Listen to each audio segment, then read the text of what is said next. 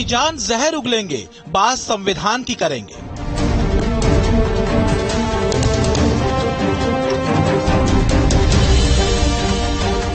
मजहबी नफरत बांटेंगे, पत्ते अमन चैन के फेंटेंगे।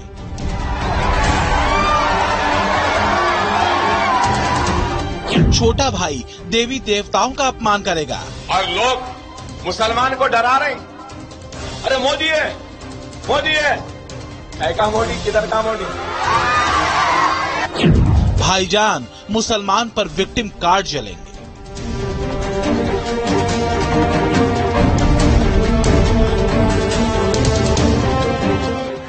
दिखाने के दांत और खाने के और।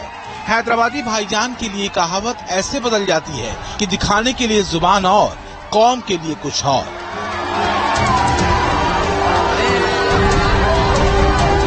ओवैसी खानदान की पूरी पॉलिटिक्स मजहबी अलगाववाद और कट्टरपन के उसी ताने बाने पर कसी गई है, जहां से एक रास्ता मजहबी उन्माद और फसाद तक जाता है और दूसरा हिंदुओं के खिलाफ कौम को एकजुट करने और भड़काने में।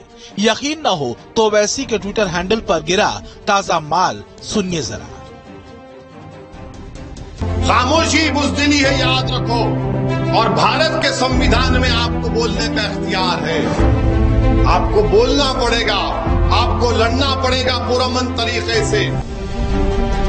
इस्लामिक कट्टरपंथ के जहर में घुली हैदराबादी भाईजान ओवैसी की सियासत का ताजा पन्ना ऐसे ही भड़काऊ बयानों की कटपीस से भरा है। दरअसल भाईजान चिढ़े हुए हैं इस बात से कि नवरात्र में गुजरात के खेड़ा में गरबा के दौरान मुसलमानों की पत्थरबाजी के बाद उनके खिलाफ पुलिस ने कार्रवाई क्यों की। भाईजान ने भड़कते हुए और भड़काते हुए वीडियो के साथ एक ट्वीट किया। उन्होंने लिखा, हर दिन और ज्यादा प्रमाण मिलता है भीड़ के रेडिकलाइज्ड होने का। पुलिस द्वारा सजा और भीड़ के सामने हिंसा सामान्य बात हो चुकी है। मुस्लिमों के खिलाफ टारगेटेड हिंसा को न्याय की तरह दिखाया जा रहा है। ये मोदी के विश्वगुरु न्यू इंडिया 5G $5 ट्रिलियन की इकोनॉमी की हकीकत है। इसे कहते हैं चित भी मेरी और पट भी मेरी। और सच ये है कि इस लकीर पर आज से नहीं बल्कि जिन्ना के जमाने से कौम को ओवैसी जैसे नेता काम पर लगाते रहे हैं, जिसके पीछे मकसद होता है मजहबी उन्माद फैलाना, मुसलमानों को भड़काना, उन्हें पुलिस के खिलाफ उकसाना, रिएक्ट करने के लिए कहना, पुलिस कार्रवाई करे तो खुद को विक्टिम बताना और सियासी बखेड़ा खड़ा करना। मुसलमानों के नेता बने ताकि आप मुसलमानों के कायद बने, ताकि आप मुसलमानों के लीडर बने। कब तक हमारे मुकद्दर के फैसले कोई कांग्रेस और बीजेपी करेगी। जो ओवैसी इस्लाम के नाम पर देश भर में भागते हुए अपनी सियासी जमीन नापते रहे हैं, उनकी नफरती सियासत को इसी साल उत्तर प्रदेश में गच्चा मिला है और वोटर्स ने ओवैसी का बोरिया बिस्तर बांधकर प्रदेश के बाहर फेंक दिया है। लेकिन जहर उगलने की फितरत से ओवैसी बाज नहीं आने वाले। दरअसल विश्व अमन ओवैसी ब्रांड की USP रही है।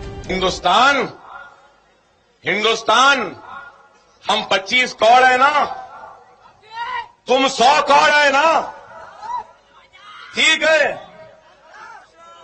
तुम तो हमारे से इतने ज्यादा है, 15 मिनट के लिए पुलिस को हटा लो, बता लेंगे किसमें हिम्मत है, कौन ताकतवर है।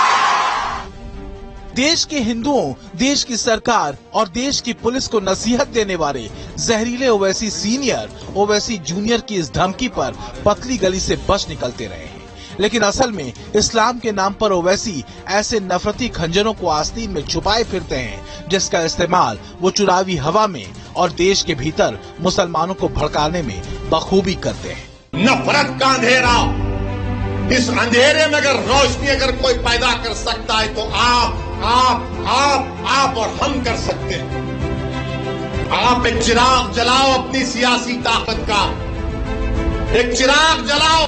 ओवैसी की मजहबी राजनीति दरअसल देश के भीतर जिन्ना की राजनीतिक लकीर पर चलती दिखती है, जिसमें सरकार के हर फैसले को मुसलमानों के नजरिए से देखने, समझाने और उन्हें भड़काने की कवायद दिखती। फिर चाहे वो PFI पर बैन का मसला हो, जिसे ओवैसी ने गलत ठहराया, राम मंदिर पर आए फैसले को लेकर सुप्रीम कोर्ट पर सवाल उठाना हो, ज्ञानवापी मुद्दे पर सीधे कोर्ट पर आक्षेप लगाना हो, या फिर योगी सरकार के मदरसों के सर्वे को मिनी NRC कहकर मुसलमानों को भड़काना हो।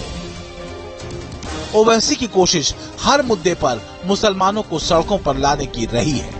इसे समझना जरूरी है कि इंदौर में पुलिस ने एक्शन इसलिए लिया क्योंकि मुस्लिम लड़के पहचान छुपाकर गरबा में गए थे और छेड़खानी की थी। तो वहीं खेड़ा में मुस्लिम पक्ष ने गरबा खेल रही महिलाओं पर पत्थरबाजी की थी और जब पुलिस ने पत्थरबाजों को पकड़कर सार्वजनिक माफी मंगवाई तो ये बात ओवैसी को पसंद नहीं आई। ओवैसी साहब का एजेंडा एक ही होता है, उन्हें अमन और चैन पसंद नहीं है।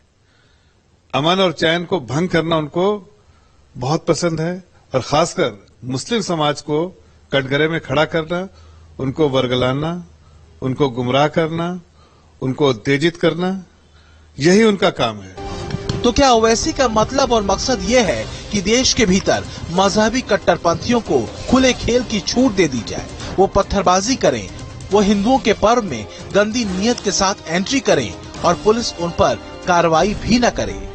Team news nation. यहाँ वक्त हो गया एक छोटे से